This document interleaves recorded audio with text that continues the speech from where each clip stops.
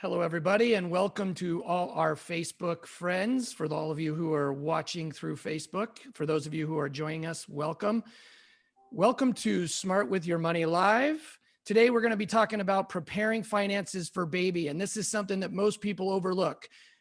As always, I am joined by Felipe Arevalo with the San Diego Financial Literacy Center, the education arm of DebtWave Credit Counseling. I'm Chase Peckham, the Director of Community Outreach of that very same San Diego Financial Literacy Center and DebtWave Credit Counseling. And we can't thank you all enough for joining us today. But today, this is a big one, Phil, that a lot of people, we get so excited and caught up in the fact that, well, at least we hope so, that we're having a baby and we're going to be adding to our family, that we forget that this is a major thing when it comes to not only the way our lives are going to change, but financially, we can forget of what a burden and how tough it can be.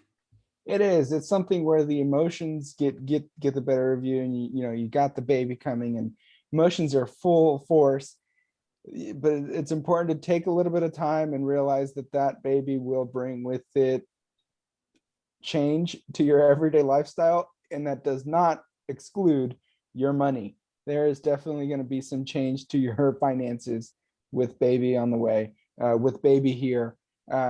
So stick around. Maybe if you're ready, if you already have a baby on the way, if you're thinking about if you're trying to get a baby on the way, or if you're just thinking about it at some point down the road and you're trying to plan ahead, kudos to you. And we'll get started. The first question it's important to ask yourself is, what stage of the planning are you in? Do you have a baby ETA yet? Do you know, is there a baby already on the way? And do you know what the due date is? If you do, you're going to have a much shorter time frame to plan a lot of these things out. And some of these suggestions might be at the point where you can't really change them, or you can't do anything about them at this point, but some of them will. And if you're planning ahead of time, you definitely want to, kudos for starting early. Absolutely. I mean, and there's a couple different ways of looking at this, right? I mean, maybe you're thinking about adopting, who knows how long that could take. If you're looking internationally, if you're thinking about having a surrogate, I mean, there's all kinds of different situations. It's not just the fact that you might be trying to have a baby the old fashioned way, but there's so much to take into consideration financially, both before and then during and after, I mean, pregnancy. Right. So we came up with a list, and here it is. Here are some things. First of all, babies are cute, babies are awesome, but babies are expensive. Make no mistake about it. It's something where sometimes there's a sticker shock when it comes to babies, and you start to add things up and you realize this is a game changer. This is a game changer for me financially. So keeping that in mind, that babies are awesome, but expensive, make sure you adjust your budget accordingly. You can't just have a baby and not touch your budget, or that will result in a very unbalanced budget, because there are some new expenses coming your way. Yeah, most definitely. And the idea is too that the budget can go so many different ways, because there's so many different products. And we talk about this in everything we do when it comes to the budgeting, is we get marketed to all the time. So ask around, right? Do those kinds of things as far as what you're going to need. And we'll get into that a little bit more as well. But I mean, you got to look at the needs for sure, right? Yeah, just know that your budget is changing, and with babies, it is changing constantly. Be flexible. Yeah, it's going to change often. Sometimes more expensive, sometimes they grow into certain stages where it becomes a little less expensive.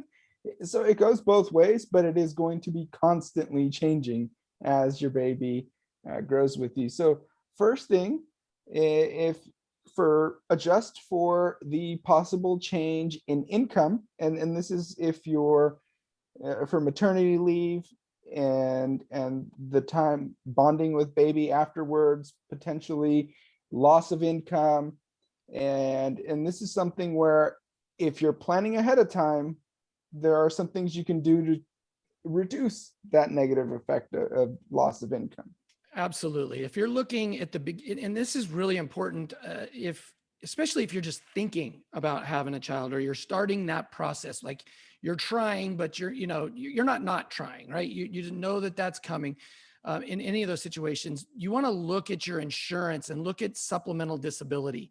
And the reason for that is you're going to get a certain amount of, depending on the state and the guidelines based in your state, you're going to get so much time off maternity or paternity leave with your child, and you get that. But businesses are only obligated to pay you up to a certain amount. So that supplemental disability insurance, it's really cheap. It's not expensive. It'll come right out of your check. And the chances are that you will get that opportunity to almost after taxes and everything, you'll get close to what you had, what you were bringing in that period of time when you're out for that specific period of time. So supplemental disability insurance is something to look at.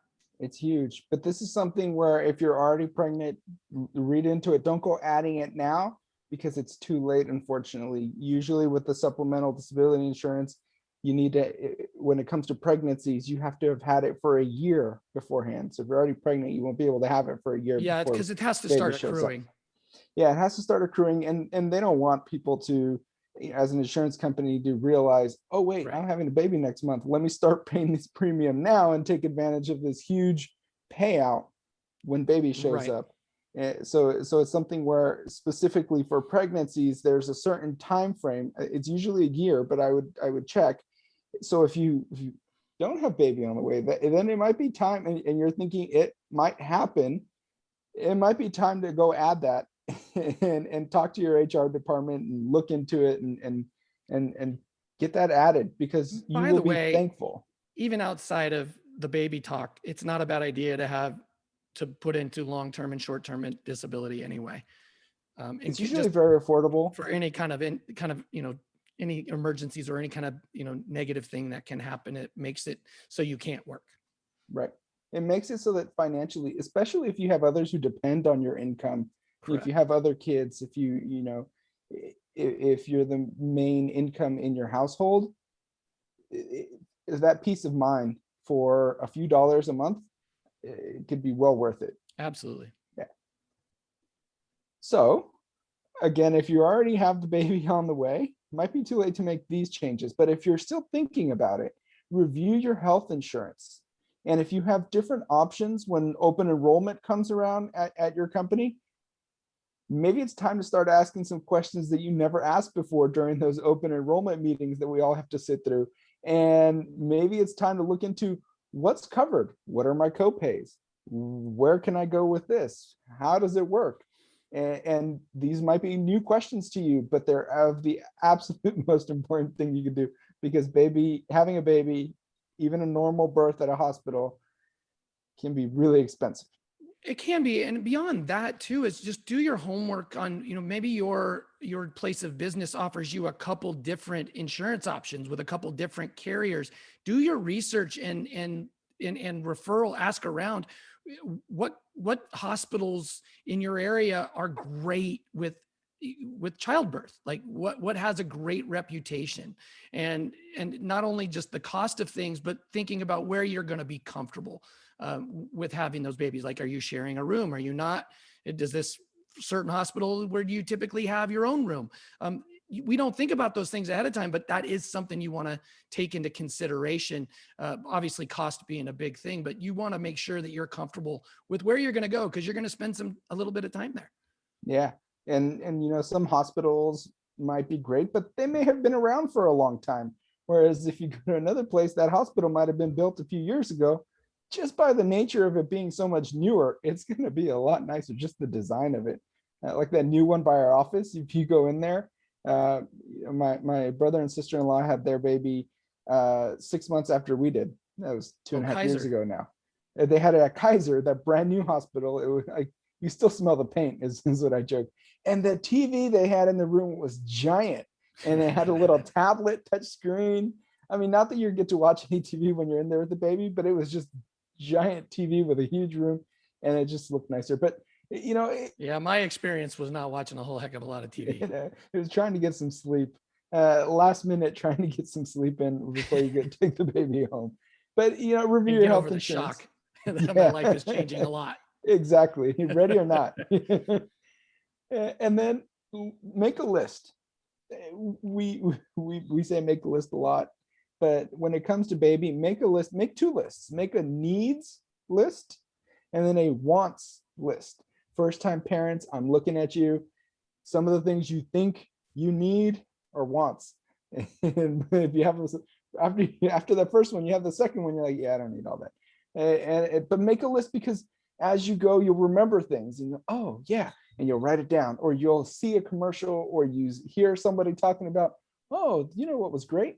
This thing was great. Oh, I never even thought of it. Let me write this down, because if you don't write them down, you'll forget them. And then as you go buying things, if you go budgeting for things, or maybe you go start a gift registry for your baby shower, you have a list. You just go into the store and start scanning things, or go on Amazon and start adding things. It'll make it easier if you start a list ahead of time. Absolutely. And hopefully you get, when you register for those things, that you get some of the things that you, because remember the key word is need, right? I mean, and when you first, if you're having your first child, what you think you need, that list is a lot longer than what you actually need. And basically what you want to do is make sure the kid is clothed, make sure that they are being fed. And you got to think into situations, is look ahead. I mean, would you like to breastfeed? Most people really do. It's really good for your baby, obviously, but sometimes that's just not possible, right? So you might need to have formulas in there, which is a lot more expensive. You never know. So it's important to know what you need. But like we joke all the time, I don't think we ever warmed our baby wipes. The baby wipe warmer, we never used it, didn't need it. And it's not cheap. Right. And it was more of a hassle to have to keep track of it and everything than And it just piles grabbing the up. next Where do thing. you put half this stuff? Right. And some of the things, if you get them ahead of time, you might forget by the time it's time to use them that you even have them in your garage sitting there waiting to be used. Right. So it's definitely something where needs versus wants with baby also. And the baby doesn't care what brand of clothes they wear. The baby doesn't care if they have the most up-to-date designer onesie. They grow out of care. it so fast. They really do. It's something, there's a reason baby sizes go up in 3-month increments. You can expect nothing to last more than 3 months. Absolutely. So There's like no reason to even have infant size clothes, because no. when they're infants, they're not wearing real clothes. Yeah, you get that newborn stuff, you better put it on that first day, because there's a good chance that they'll be out of it by the time you take them home. Now, on that same note, don't be afraid to buy used most things. Especially clothes. Like you mentioned, you buy an outfit for your little one, they might wear it. Yeah, absolutely. It's super important to have the opportunity. There's so many businesses too now that you're able to buy used, and you're able to buy it in like really, really good condition at like half the price. And not only that, these are places that you can turn these things back into as well. And turning them into, they might even buy some of it. And then the ones that you don't use, maybe you have friends that have kids that are a little bit behind you and that you can hand me down, or you can actually give to what's it called? Goodwill or Salvation Army or things like that. We lost Felipe for a second, but we're coming back. It does happen from time to time. But Phil, we were just talking about the fact that there are companies now that are able to, that are really good at, you can buy these, nicer clothes too, for half the price, and turning things back in. Buying new baby clothes, there's no reason for it. No, there really isn't. And yeah, they have the used baby stores.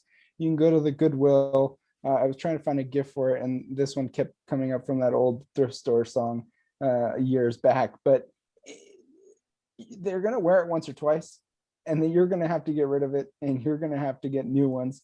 So just keep things, keep it simple. Go out and buy the inexpensive things. Now, I did put most things. There are some things that you definitely want to be careful when you're buying used, specifically something like a car seat that expires. For Most sure. car seats expire 6 to 10 years worth of life in them. And even then, some might be less depending on the manufacturer. So maybe you don't go buy that used car seat to save a few dollars there. Maybe that's something where you go and plus you won't be aware of recall. Absolutely not. You won't be aware of, car seats. If they've been in an accident, you're supposed to throw them away. But who's to say that that car seat wasn't not thrown away? And it's something where be cautious. Some things need to be Need to be new. They need to be tested. Absolutely. And so that you're aware of recalls and everything else. But onesies, little baby clothes. Oh yeah. And as cute as those little baby shoes are, they're not worth the cost. No. Like if you have a wedding to go to or something like that, yeah, it's worth one little outfit here and there, but maybe two because they may mess up the first one. But other than that, they don't really care. They'll still look cute, even in whatever clothes you put them in. So for sure. Talk to other parents, especially if you haven't done it before. If this is your first one, get experiences, get ideas, ask them what they struggled with, what they maybe wish they would have bought or not purchased, what surprised them, what expense was that, oh wow, you spend how much on diapers, or formula cost how much? Right. Even with something like a subscribe and save where you get 15% off or whatever for ordering it over and over. And then you don't, added bonus, if that parent has recently gone through the baby purchase or the baby process, they may have hand-me-downs to give you. They may have those onesies that no longer fit that they used once or twice that they can give you, and pass those along and say, here's some tips. By the way, I have a box of 3-month-old onesies or whatever it is. I'm getting ready to get rid of them. You want them? And that's free money. That's something you could save money by going and getting those hand-me-downs. And then you Baby just turn foods around. are the same kind of thing. Yeah. And then you just turn around and you hand it over to the next person. And maybe they grew out of a diaper size and they have half a box of diapers for a size that no longer fits their baby. Guess what? It's going to fit yours eventually. And so talk to other parents, go to your circle and try for coworkers, neighbors, family members, whoever, and just get tips. Join a mommy or daddy group on social media and see what other parents around the country, around the world are experiencing, are learning along the way, and join that community and be part of the conversation, and it can help. Right. I mean, looking into, of course, you don't give hand-me-down food. I didn't mean that, but you do want to look at and talk to other parents about, what are the foods that are good for you? Because we want our kids to be healthy. We want them to eat the best foods. And typically those really healthier foods, that those baby foods that you buy are, they're going to be they're going to be pricier. But there are ways to do to make your own baby food, to puree carrots, puree these kinds of things that your baby might like at an early age. There are cheaper ways to do it and still be healthy. Yeah. And you might, talk to your friend and say, oh, we decided we're going with this brand of baby formula. And I might say, oh, that's the one we used. Where I used to get the best deal was, it was at this place. I did a subscribe and save here for that, and maybe that doesn't save you a huge amount of money, but every little bit helps. Or there's this great website that has these great coupons for baby food and baby products. Sign up for the diaper app where you might get some money back for buying diapers. You got to buy them anyways. So, and if you're struggling with money, if you're having those problems, take a look. There are so many nonprofits in your areas that will help with that, with kids, that whether it be if they need baby foods, if there's diapers that are needed, if there's even clothing that they'll give to you. I mean, there are these great organizations around. So make sure to look at that too if money is something that's super tight. Yeah, for sure. And then start planning for daycare. Even if baby's not here yet, you got to start planning for daycare, because some of the good ones, maybe the one you're looking at, might have a long wait list. There might be requirements that you need to be aware of, maybe certain age restrictions and price. Daycare is expensive. It's like paying for college before really they even go to school. It really is. And they're not even learning the ABCs yet. It's something where what time do they open? Is that going to make it so that you can still make it to work on time? Do they have to be potty trained? Do they have to Right. be a certain age? Do they have, do they provide the snacks and the Curriculums. food? Do they Right. have curriculums, or is it just kind of a free for all? Let's just make sure no one gets hurt, and what's that price going to be? Yeah. All big conversations, big expenses, when it comes. That's why sometimes when people say you should spend this much percent on this and this much percent of your budget on this and this much percent of your budget, that doesn't work for everyone, because I have a daycare expense. I have to find that percentage somewhere. Someone who doesn't have a kid can reincorporate that money on something else. That's right. It's something where there are ever-changing expenses. At some point they may be out of daycare, but maybe then they'll have before and after school programs, sports, and all that stuff. So start planning for daycare ahead of time, so that you're not sitting there, all right, I'm going back to work next week. Where am I gonna, what do you mean there's nowhere I can get them into in a week? Exactly. Yeah, you need to plan ahead for that, because it's hard to Yeah. find.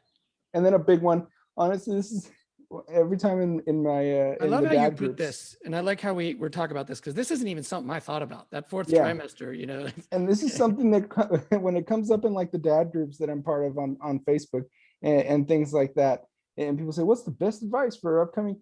It is really preparing for that fourth trimester. It's something that I've started to think about more and more as having gone through it. Whereas there's an adjustment period. There's an adjustment period for the baby, Big because one. they're discovering the entire world, everything around them. And there's an adjustment period for parents, for siblings, for pets, for everyone involved. And it's something where the baby might not have the best sleeping patterns. You might be deprived from sleep. Plus they got to wake up and eat. Now someone's got to wake up and go with them. And it can feel overwhelming financially, emotionally, and everything in between. So just be prepared for that fourth trimester and everything that comes along with it. You're sitting there adjusting your budget and your finances, and that causes stress. And now you're also running on 2 hours of sleep, and that can help with stress as well. And moms out there who are dealing with the hormonal changes and the emotional roller coaster that brings, it's a real thing, and you got to be ready to plan for it, both financially and otherwise. So talk to someone. Don't be afraid to talk to someone, because you don't know that someone else may have struggled with it. Someone else may have great tips that work for them. Yeah. My kid is a horrible sleeper, and there was just a lot of sleep deprivation, and I'm sorry. it was I tough. got so lucky. Both my kids slept through the night very early. Yeah, he was not about it. And it's something where after you miss one night of sleep, you'll be all right. You power through it. But after weeks of sleep deprivation, it really starts to take a toll, and you're sitting there like, oh wow, I just really need a nap. So Sleep's just be important. prepared for it. Sleep is Rest important. is very important. Yeah. Coffee can only get you so far. Yeah. Although it tried its best. Good job, coffee. But keep that in mind when you're looking into it. And then want to keep learning, want to keep on this topic. One of our first Talk Wealth to Me podcast episodes was actually the cost of having a baby. It was a fun one to record. We had Katie interview my wife and I think I stayed out of trouble during the interview. So it was very entertaining. If you listen to podcasts, you want to learn more about it, it is the cost of having a baby. It's the third one. Get it wherever you get your favorite podcasts. Absolutely. And Phil, thanks a lot. It was Yeah, fun. This fun. brought me back a lot of memories. It definitely is a fun topic. What do we got coming up next? We keep going on the fun topics. Fun summer activities on a budget. With or Well, we without need kids. fun. Now that we can get out and about a little bit, this is the kind of stuff that we need to do coming out of a pandemic. And it's kind of crazy. You think about it. You're sitting here, summer. What are you guys talking about? That's around Memorial Day. That's the unofficial start of summer. It is right around the corner, people. So Kids are almost out of school, folks. School's almost out for summer. I'm not going to start singing though. And you know, it's something where there's fun activities that can be done on a budget. So we're going to try and highlight some of those, maybe get some feedback and some ideas on what you do, what you, our listeners, like to do for summer fun activities. Absolutely. We'll see you next time. Thank you for joining us, and we'll see you on another day, May Thank you, everyone. 26th.